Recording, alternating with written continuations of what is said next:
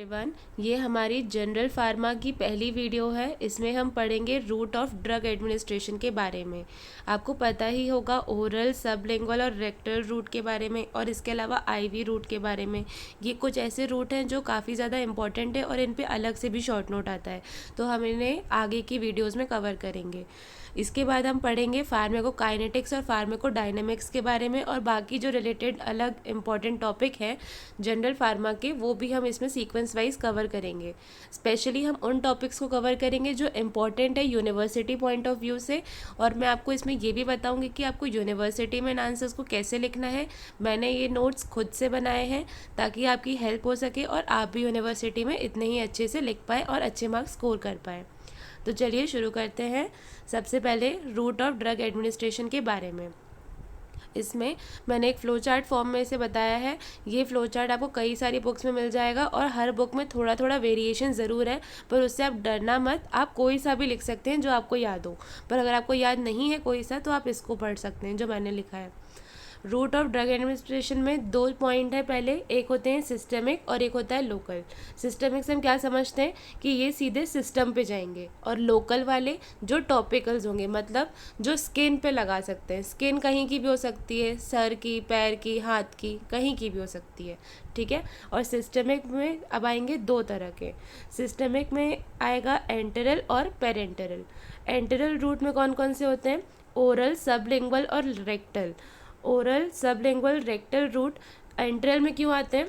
क्योंकि एंट्रल जो होता है उसका मतलब ये है कि आप जीआईटी में डाल रहे हो किसी ड्रग को, ठीक है। तो फिर इसमें आएगा ओरल, सबलिंगुअल और रेक्टल। फिर इसके बाद आएगा पेरेंटेरल रूट। पेरेंटेरल रूट में क्या है? देखो, तीन तरह के होते हैं। पेरेंटेरल में आएगा इंजेक्शंस, इन्हेलेशन और ट्रांसडर्मल। पेरेंटेरल मतलब जीआईटी के अलावा जो जगह है उनको बोलेंगे। तो इंजेक्शन जब अपन देते हैं तो वो कहाँ जाता है? सीवीएस में जाता है, वेन्स में, कैपिलरीज में, आर्टरीज में, ठीक है। तो इंजेक्शंस में अब आएगा दो तरह का। एक होता है इंट्राडर्मल। इंट्राडर्मल से क्या समझते हैं? डर्मा के नीचे, ठीक है, या डर्मा में, ठीक है। दूसरा है सबक्यूटेनियस, क्यूटेनियस के नीचे, ठीक है। तीसरा है इंट्रामस्कुलर, मसल्स में। फोर्थ है इंट्रावेनस, सीधे वेन्स में। और फिफ्थ है इंट्रा पेरिटोनियल, मतलब पेरिटोनियल कैविटी में। पेरिटोनियल हमने एनाटॉमी में पढ़ा है क्या होता है, ठीक है। इसके बाद दूसरा आएगा अदर्स। इसमें आएगा इंट्रा आर्टेरियल, इंट्राथीकल और इंट्रामेडुलरी। ये इतने कॉमन नहीं है इसलिए आपको ये नाम नए लग रहे होंगे। तो इंट्रा आर्टेरियल मतलब आर्टरीज में, इंट्राथीकल मतलब थीका में, और इंट्रामेडुलरी मतलब मेडुला में, ठीक है। दूसरा है इनहेलेशन। इनहेलेशन से कौन कौन से फॉर्म में ड्रग दे सकते हैं? लिक्विड, गैसेस और पाउडर, ठीक है। लिक्विड को इनहेल किया जा सकता है, गैसेस को इनहेल किया जा सकता है, और पाउडर्स को भी इनहेल किया जा सकता है। इसमें तीसरा है ट्रांसडर्मल। ट्रांसडर्मल में एक होता है एडहेसिव यूनिट। एडहेसिव यूनिट नाम से पता चल रहा है चिपकाने के काम आएगा। जो बैंडेज होती है ना, उसमें एक साइड जो होता है वो एडहेसिव यूनिट होता है और एक साइड जो होता है वो नॉन एडहेसिव होता है, उसी तरह का। दूसरा है इनक्शन। इनक्शन में क्या होता है? रबिंग ऑफ ऑइंटमेंट और ऑयल ऑन स्किन। स्किन पे हम ऑइंटमेंट या फिर ऑयल को रब कर रहे हैं ताकि वो पेनिट्रेट कर जाए, ठीक है। तीसरा है आयोंटोफोरेसिस। आयोंटोफोरेसिस में क्या होता है? Treatment of excessive sweating. किसी किसी को एक्सेसिव स्वेटिंग होती है, उसके ट्रीटमेंट को ही कहते हैं आयोंटोफोरेसिस। फोर्थ है जेट इंजेक्शन। जेट इंजेक्शन नाम से पता चल रहा है कुछ इंजेक्शन से रिलेटेड होगा। तो इसमें क्या होता है? हम हाई प्रेशर और नैरो स्ट्रीम ऑफ फ्लूइड का यूज़ करते हैं ताकि ड्रग जो है वो पेनिट्रेट कर जाए स्किन में, ताकि अपन को निडल का यूज़ ना करना पड़े, उसको कहते हैं जेट इंजेक्शन। अब आ जाते हैं लोकल या फिर topical route of drug administration पे। इसमें दो तरह के हैं। एक जो ड्रग हम स्किन पे लगाएंगे, एक होती है म्यूकस मेम्ब्रेन से जो एब्जॉर्ब होती हैं। जो स्किन पे लगाएंगे इसमें कौन कौन सी आती है? Ointment, cream, powder. ये हम डेली लाइफ में यूज़ करते ही रहते हैं, ठीक है। फिर इसके बाद आएगी म्यूकस मेम्ब्रेन से जो एब्जॉर्ब होती हैं। इसमें पहला है आई और ईयर ड्रॉप, ठीक है। दूसरा है नेज़ल स्प्रे और तीसरा है वेजाइनल सपोजिटरी। ये तीन तरह की ड्रग्स ऐसे होती हैं जो म्यूकस मेम्ब्रेन से एब्जॉर्ब होती हैं, ठीक है। तो ये था हमारा flow chart route of drug administration का। अब हम देख लेते हैं, वो कुछ कुछ फैक्टर्स पे डिपेंड करता है कि हमें कैसा route of drug administration choose करना है, ठीक है। तो इसका पहला पॉइंट है drug and patient related factors determine the selection of route for drug administration. देखो कुछ फैक्टर्स ऐसे होते हैं जो ड्रग पे डिपेंड करते हैं कि वो कैसी ड्रग है, वो लिक्विड है, सॉलिड है, या इन पाउडर फॉर्म में है, या फिर पॉइजनस है, टॉक्सिक है थोड़ी सी, ठीक है। तो उन सब चीज़ों पे भी डिपेंड करता है कि रूट ऑफ ड्रग एडमिनिस्ट्रेशन कैसा होगा। और पेशेंट रिलेटेड फैक्टर्स मतलब पेशेंट की स्टेट कैसी है। मान लो पेशेंट अनकॉन्शियस है तो हम उसे ओरल रूट से तो ड्रग नहीं देंगे, है ना, ये तो कॉमन सी बात है।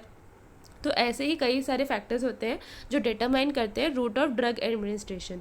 तो इसमें पहला फैक्टर है characteristic of a drug. Drug के कैरेक्टरिस्टिक कैसे, जैसे मैंने अभी बताया कि कुछ drug solid, liquid, gas in सब फॉर्म्स में भी है, या फिर कोई टॉक्सिक है, इंजूरियस है ना, ऐसी भी ड्रग्स होती हैं। तो इन सब ड्रग के कैरेक्टरिस्टिक पे डिपेंड कर रहा है कि रूट ऑफ ड्रग एडमिनिस्ट्रेशन क्या होने वाला है। दूसरा है इमरजेंसी और रूटीन यूज़।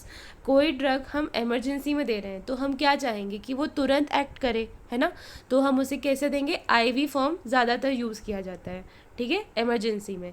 और रूटीन यूज़ कोई पेशेंट हर बार हॉस्पिटल तो आ नहीं सकता कि मेरे को आईवी इंजेक्शन लगा दो, है ना, तो रूटीन यूज़ में जो ड्रग होगी वो हम कैसे देंगे, ओरल, ताकि वो घर पे ही इनटेक कर सके। तीसरा कंडीशन ऑफ द पेशेंट की कंडीशन कैसी है उस पर भी डिपेंड करता है कि रूट ऑफ ड्रग एडमिनिस्ट्रेशन क्या होगा, ठीक है। इसमें आती है अनकॉन्शियस अगर पेशेंट है तो हम उसे ओरल रूट नहीं दे सकते, ठीक है, हमें कोई दूसरा रूट चुनना पड़ेगा। दूसरा वॉमिटिंग, किसी पेशेंट को अगर वॉमिटिंग हो रही है तो भी हम उसे ओरल रूट नहीं देंगे।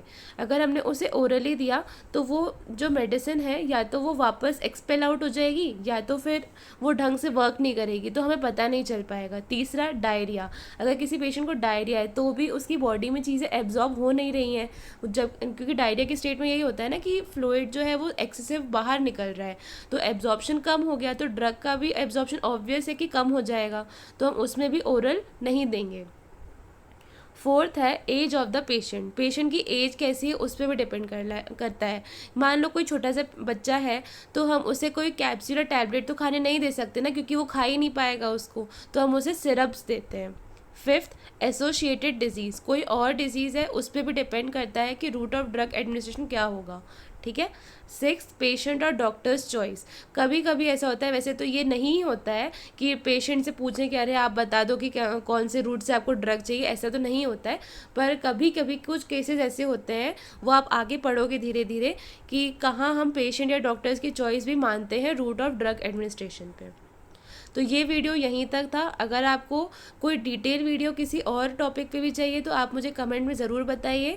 इसके अलावा हम इसमें ओरल, इंट्रावेनस और रेक्टल रूट को थोड़ा डिटेल में कवर करेंगे ताकि वो अगर शॉर्ट नोट के फॉर्म में आए तो आप लिख पाएँ उसको।